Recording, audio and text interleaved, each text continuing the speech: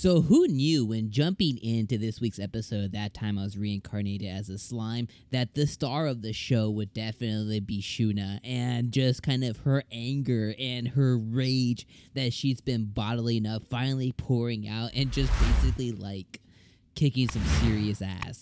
This episode was definitely freaking amazing. I definitely love seeing all this. I am always a huge fan of all the side characters: Benimaru, Soe, Hakuro, Shuna, Shion, Ranga, Gabta, Gabzo, like all of them. I'm a huge fan of all of the surrounding characters around Rimuru, and even though Rimuru is the star, the show can go on without Rimuru necessarily always being in the spotlight. This was definitely evident by, side shows like the Slime Diaries that just kind of further enhanced and further dived more deeply into the side characters. So when this episode comes in and is focused around Soe, it's focused around Hakuro, the main focus is Shuna really taking on one of the five fingers of clayman, I was extremely excited about it. And then when Shuna like basically says like, right now I'm angry, I was like, yo, let's effing go. And she seriously like popped off. So she took on Adelman, which was one of the five fingers of clayman, and he was an undead, like basically like an undead priest with holy magic. And she was able to fight him and use holy magic on him because he no longer did, because he's undead. He wasn't a believer anymore.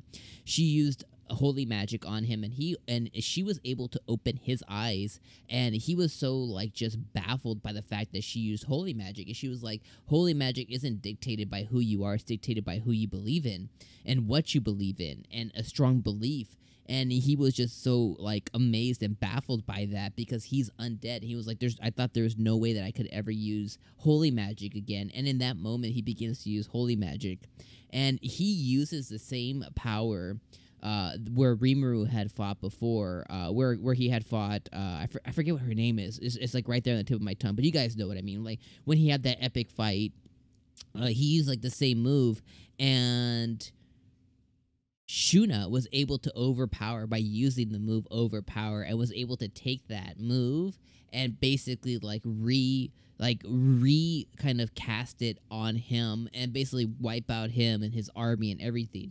Ultimately, he still lived, and she gained a follower, and Rimuru has now since gained a follower, and they're making their way to Clayman's castle.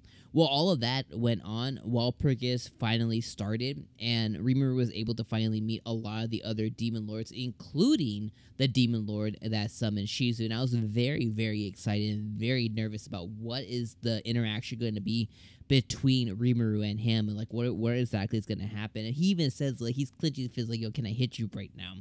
And that's going to happen at a later date for sure if he makes it out alive. And I just love the tension in the room as WALPURGIS began to start. And I like how Rimuru was just basically like focused on everyone. But the moment that Clayman walked in, his magic kills went to like an 11 because he was like, I'm focused on him. There's another couple things to note, too. Obviously, Milan's being controlled. Rimuru is going to be able to notice that, or at least Raphael will be able to notice that Milan's being controlled. You have the beast that was following the angel lady. I always forget what her name is. Freya or whatever. I think her name is Freya. I don't know. Whatever the angel lady is, they had the beast there. He's thinking like, yo, was that Demon Lord Carrion in like a condensed lower form? And Raphael like scoffed at him because she cut her off. Like, it's just so many interesting things that are going to happen. But this is definitely, like, the beginning of kind of, like, WALPURGIS. And I cannot wait till these interactions and this kind of commencement and this meeting of the Demon Lord minds begins to unfold.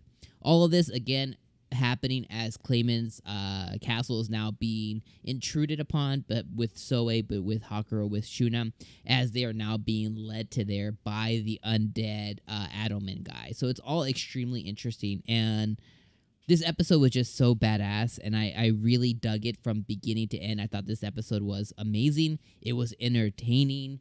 Shuna was definitely the star. And, I mean, there's not really much else I can say about it. I'm so excited for next week. I'm so excited. Like, the tension is built up between Rimuru and between the Demon Lords, but a couple specifically, right? Like, they want to know what he's all about, and I can't wait for them. I can't wait for him to show them what he has. He already has people in his corner like Ramrus. Once he gets Milim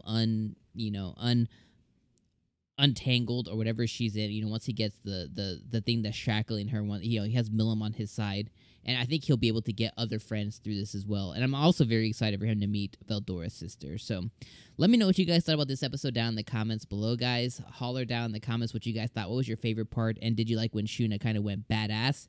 And make sure you guys check out this reaction video right here. All right, guys, we'll see you guys next week for episode number 46. Peace out, friend.